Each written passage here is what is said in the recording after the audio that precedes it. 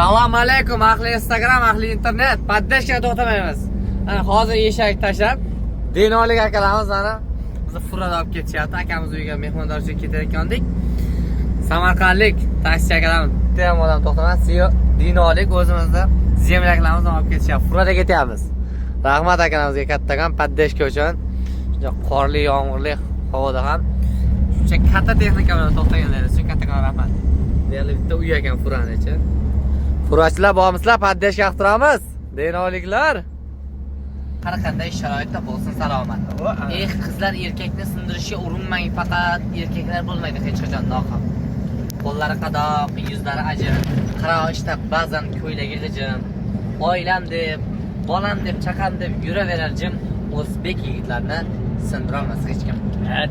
Aka vaziyat chatoqlik uchun akalarimiz yurtdan aka tuni kun o'zlari oila bag'ridan kechib aka sovuqda ham ishlab elimiz yurtimizni tinchiga asrash uchun aka yurtda yo'lda rahmat hammalarga jonlar omon bo'lsin.